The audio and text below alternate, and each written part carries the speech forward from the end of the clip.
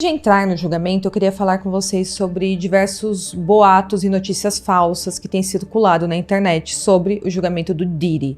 Muita gente me perguntou sobre essas notícias falsas, se era verdade que tinha um áudio do Prince que havia sido transmitido no tribunal, se o Usher havia dado seu depoimento, se outros cantores famosos haviam testemunhado. E não, gente, é tudo mentira. Até o momento, todas as testemunhas que testemunharam ali no tribunal, eu trouxe aqui explicando detalhe por detalhe nos meus vídeos. Então, nada além do que eu estou trazendo aqui tem acontecido ali no tribunal. Eu pego toda a linha do tempo de tudo o que aconteceu, destrincho aqui para vocês. E também é mentira que o Diddy se exaltou, foi para cima da mãe da Cassie.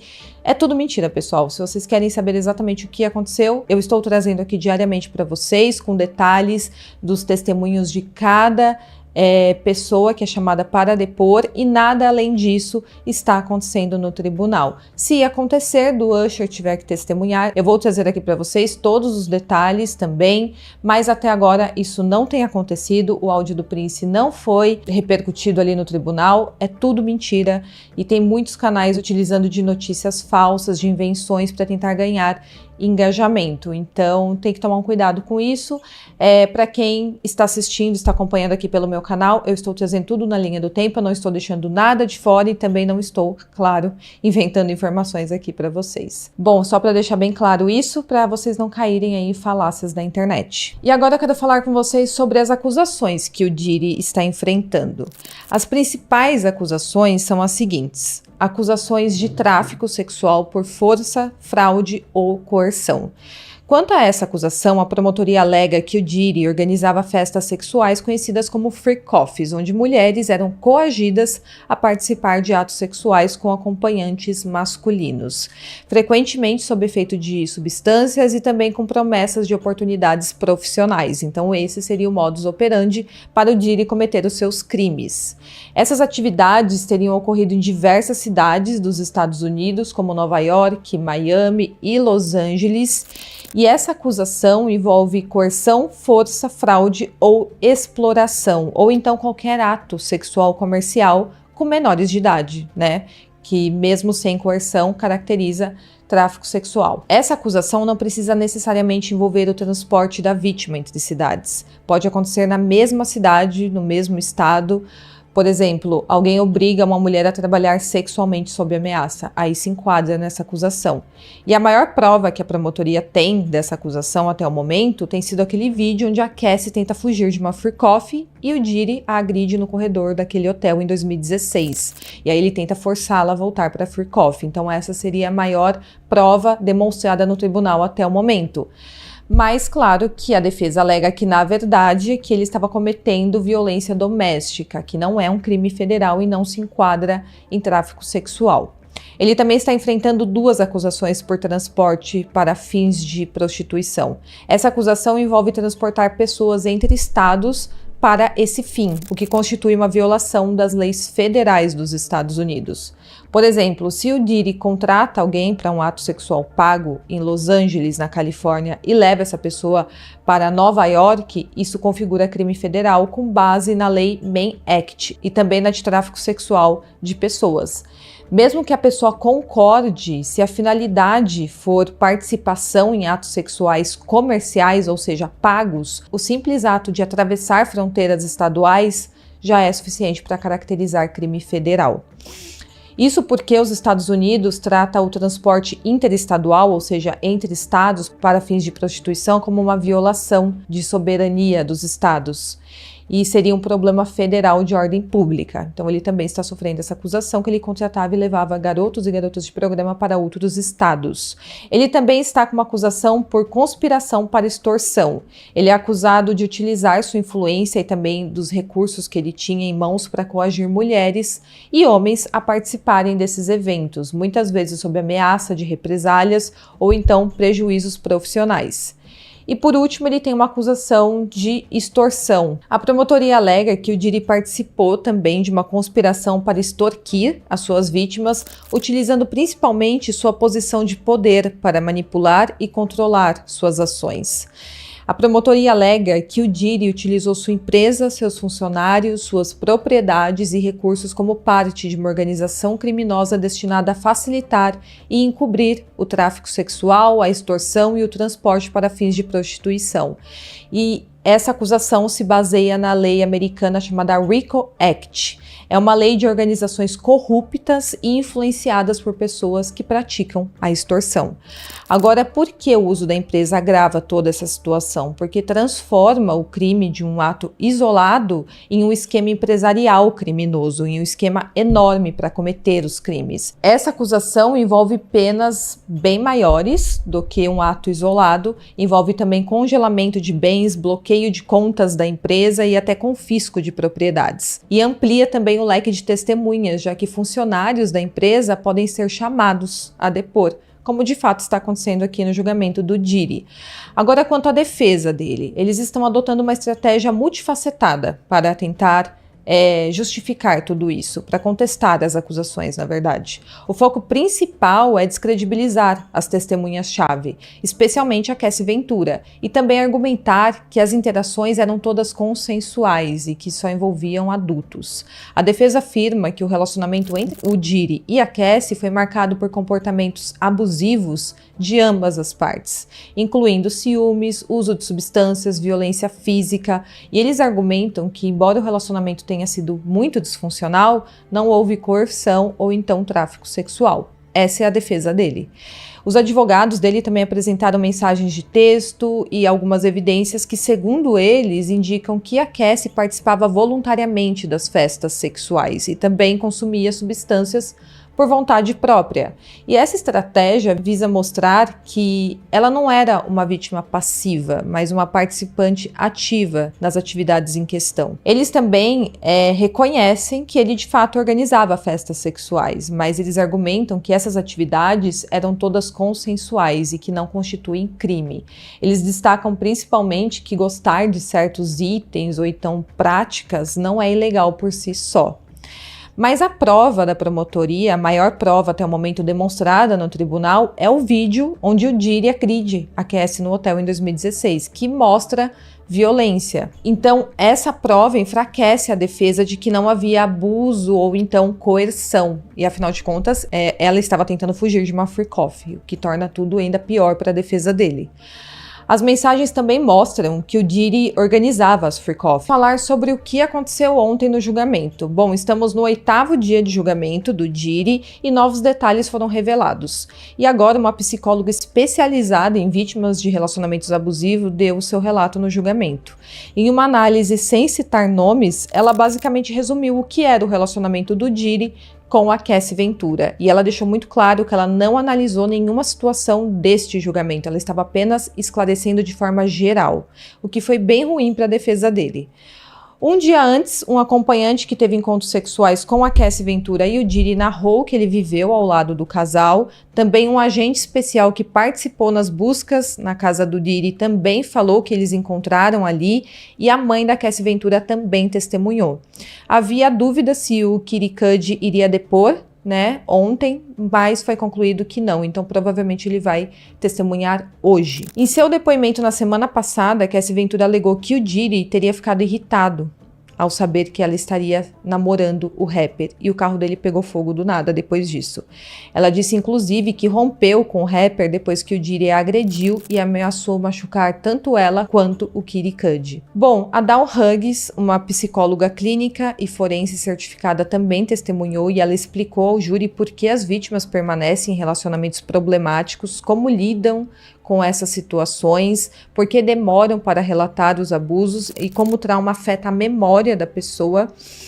E o juiz decidiu antes do julgamento que essa profissional não poderia opinar sobre certos tópicos, incluindo o conceito de controle coercitivo. Ela também se absteve de compartilhar quaisquer opiniões específicas sobre a credibilidade das vítimas do caso. Então, ela não foi contratada para revisar os detalhes deste caso. Ela foi chamada apenas para esclarecer os conceitos que se aplicam às vítimas em geral de relacionamentos abusivos. Bom, então foi retomado neste 8º dia o depoimento do agente especial, o Gerard Gannon, e foi exibido aos júris fotos de brinquedos sexuais, pares de sapatos de salto alto vermelhos encontrados no armário do Diddy, e cerca de 18 pares foram exibidos ali. Inclusive foram apreendidos. 3 celulares também foram encontrados dentro de uma bota Balenciaga no armário do rapper, e outro celular também foi apreendido em um quarto da casa. Uma bolsa Gucci que estava no armário também continha várias pílulas, cetamina, cocaína, um canudo de plástico, uma nota de $100 e também outros itens. Um frasco de colírio foi encontrado na bolsa e testou positivo para MDMA e cetamina. E os outros comprimidos apreendidos testaram positivo para MDMA, alprazolam, que é o ingrediente ativo no Xanax, metanfetamina e também outras substâncias. As imagens mostradas no tribunal incluíam fotos de caixas cheias de frascos de óleo de bebê e lubrificante, que todas foram encontradas no armário da casa do Diddy. Também foram encontrados 25 frascos de óleo de bebê. No banheiro principal, os agentes também encontraram uma caixa enfeitada com uma placa de ouro, onde estava escrito Puff, que era um dos apelidos do Sean Combs. E dentro dessa caixa foram encontrados, novamente, MDMA, cápsulas contendo ingredientes ativos em cogumelos, então tinha substâncias ilícitas por toda a casa dele. Uma pistola calibre .45 também foi encontrada dentro de uma mala em um quarto da casa, e o agente que estava ali perante o tribunal mostrou um saco cheio de balas tiradas de dentro dessa arma. Os promotores, depois disso, concluíram o interrogatório e a advogada de defesa, Tani Geragos, iniciou seu interrogatório. Foi revelado, então, que 6 pessoas estavam na casa do Diddy no momento em que essas buscas ocorreram. Estavam um produtor musical, um gerente e outros funcionários, e todos foram algemados. E nenhuma arma foi encontrada com essas pessoas.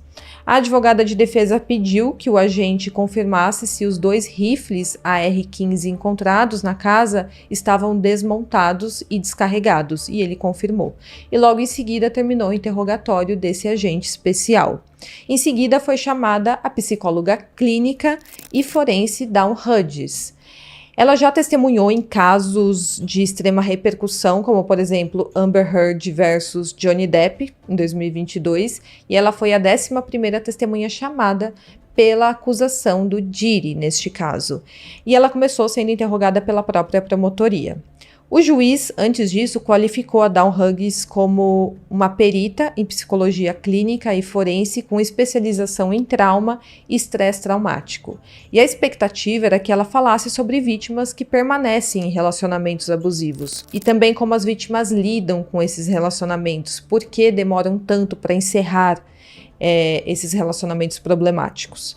Ela deixou claro também que ela estava testemunhando como uma especialista cega, ou seja, ela não tinha os detalhes deste caso e que iria fornecer ao júri algumas informações sobre violência doméstica, abuso, agressão sexual e estresse pós-traumático. Ela também falou que não avaliou nenhuma das vítimas ou das testemunhas neste caso, nem entrevistou ninguém ligado ao julgamento atual. Ela estaria falando de forma geral. Ela disse que viu brevemente a cobertura na imprensa sobre este caso, mas não acompanhou de perto o que está acontecendo no tribunal. Ela também falou que está recebendo $600 por hora de trabalho e $6.000 por um dia de depoimento no tribunal. Então, ela é uma pessoa contratada para fazer essa análise, para dar esses detalhes, na verdade. Análise não, porque ela não analisou nenhuma vítima e nem o próprio Diddy. Ela, então, começou a ser interrogada pela promotoria e explicou que é muito comum que vítimas permaneçam em relacionamentos abusivos e que os agressores frequentemente usam vários métodos abusivos, além de violência física, para fazer com que as vítimas se sintam presas ao relacionamento. É uma questão de poder e controle que o agressor exerce sobre a sua vítima. Ela também explicou que o abuso sexual é um dano muito privado para a vítima, o que dificulta com que a vítima busque ajuda para sair do relacionamento abusivo. Às vezes a vítima tem vergonha de falar isso para outra pessoa. Ela também falou que as vítimas vivenciam uma tremenda vergonha, humilhação e degradação e não querem falar sobre isso. Na verdade, as vítimas não querem nem pensar sobre isso.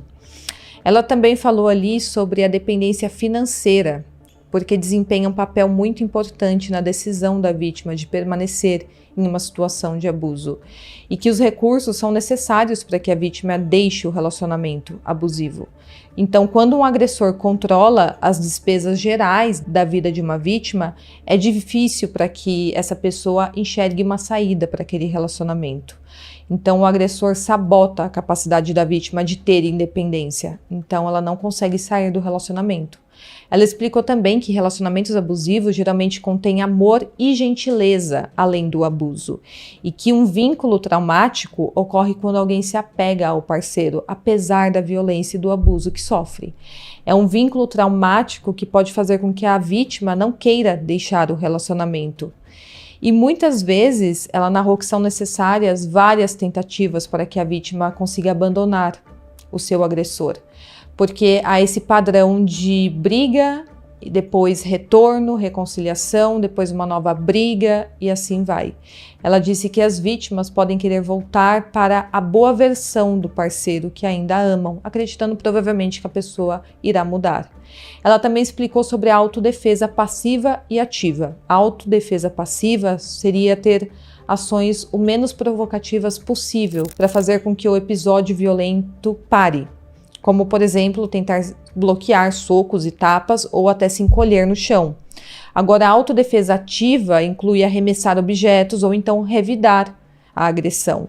E as vítimas usam a autodefesa ativa para ter alguma forma de se defender, embora em muitos casos isso geralmente resulte em ferimentos mais graves. Ela também falou que é muito comum que vítimas em relacionamentos abusivos usem substâncias para se anestesiarem, usem drogas ou então bebam antes de ver os parceiros para afastar essas dores psíquicas ou psicológicas que elas terão que enfrentar. E é incomum que as vítimas falem sobre o abuso na época em que ele está acontecendo. Muitas vítimas esperam meses ou até anos antes de contar o que realmente aconteceu com elas. E também vítimas de abuso frequentemente tentam aliviar quando vão falar sobre o abuso, ou seja, tentam minimizar o abuso, porque não querem ser rotuladas como vítimas. Elas não querem rotular também o seu agressor como agressor, porque é muito doloroso admitir o fato de que alguém que você acredita que te ama faz isso com você. E as vítimas também acabam se culpando pelas situações. A especialista também explicou sobre as maneiras como o trauma afeta a memória das vítimas, porque elas geralmente se lembram da essência central de um evento traumático, mas os detalhes, algumas memórias traumáticas podem ficar fragmentadas.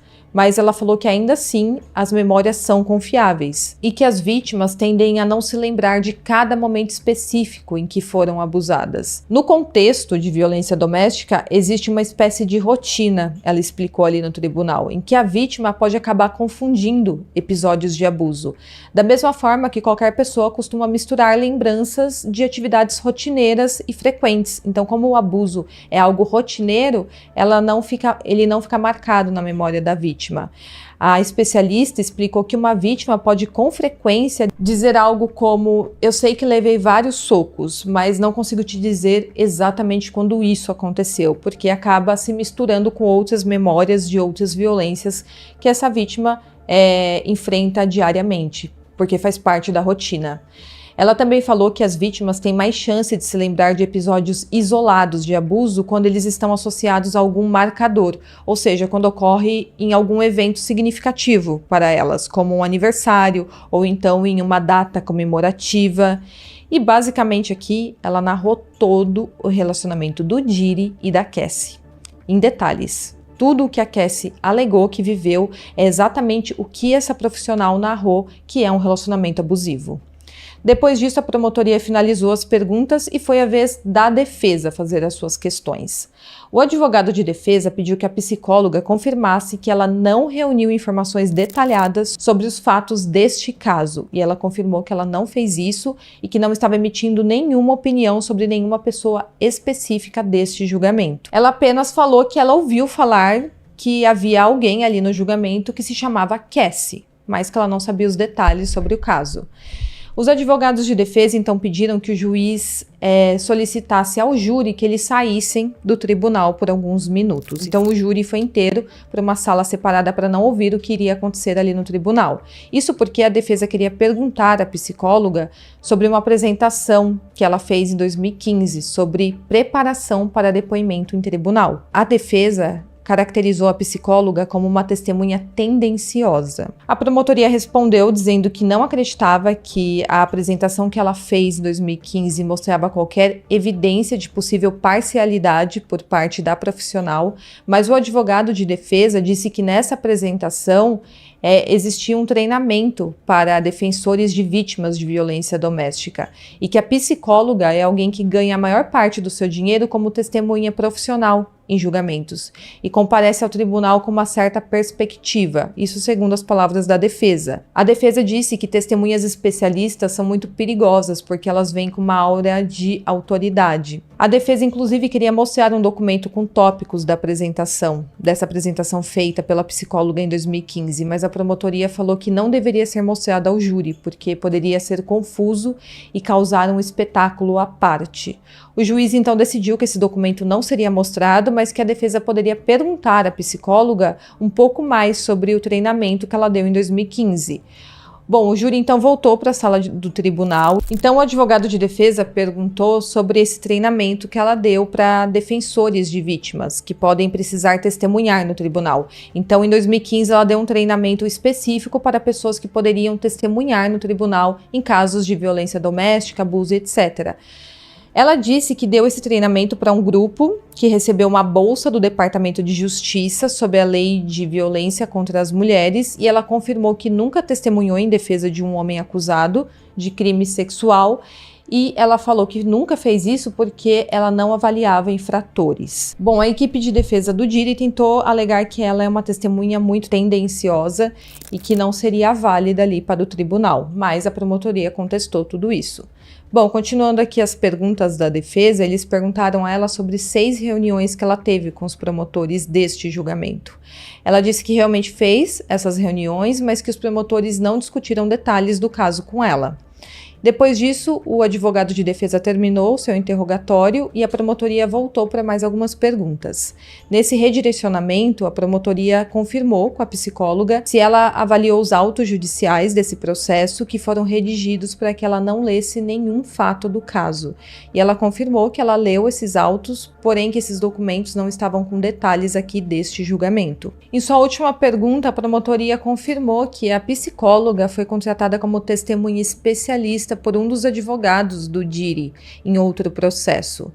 Ela não chegou a testemunhar no julgamento deste caso que ela foi contratada anteriormente, mas ela confirmou que realmente havia sido contratada por um advogado do Diri em outro processo. Depois disso, terminou o depoimento da psicóloga e um ex-assistente executivo do Diri, chamado George Kaplan, começou a depor.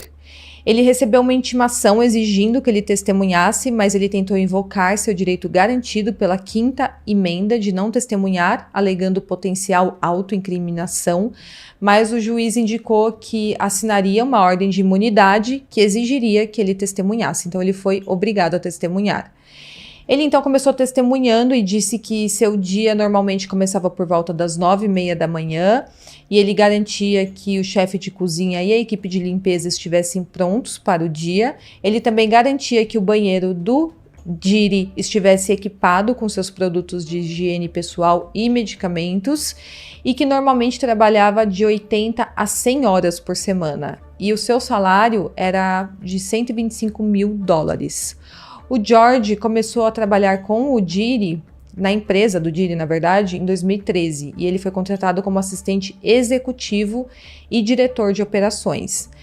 Cerca de 10 meses depois, ele acabou sendo promovido a assistente executivo, meio que pessoal ali do Diri. Ele se reportava, inclusive, a Christina Cohan, que é a ex-chefe de gabinete do Sean Combs. E segundo ele, ela basicamente comandava toda a vida do rapper. Em 2015, o Diri também contratou uma empresa de segurança licenciada, e esse grupo era mais profissional e mais polido do que os antigos seguranças do Diri, e também com mais experiências reais. Ele falou que se comunicava diariamente com o Diddy, trocando mensagens de texto, ligações e e-mails várias vezes ao dia sobre coisas que o rapper precisava, o que poderia incluir roupas, comida de algum lugar, substâncias ilícitas, bebidas alcoólicas, iPad, alto-falante. Ele também falou que o Diddy ameaçava o seu emprego quase que mensalmente e que ele sempre falava que as pessoas que estavam ao seu redor não estavam apresentando um desempenho tão bom. O George narrou que durante sua primeira semana de trabalho com o Diddy, ele o encarregou de comprar uma garrafa de água de 1 galão. Era uma garrafa de água bem específica que o Diddy queria. Esse assistente então foi até o supermercado e não encontrou essa garrafa de água de 1 galão, só de meio galão. Então ele comprou 2 garrafas que aí iria compor 1 galão. Quando ele levou ao Diddy, o rapper ficou tão descontrolado e nervoso que colou o rosto no rosto do George e falou que ele não havia feito o que o rapper havia mandado.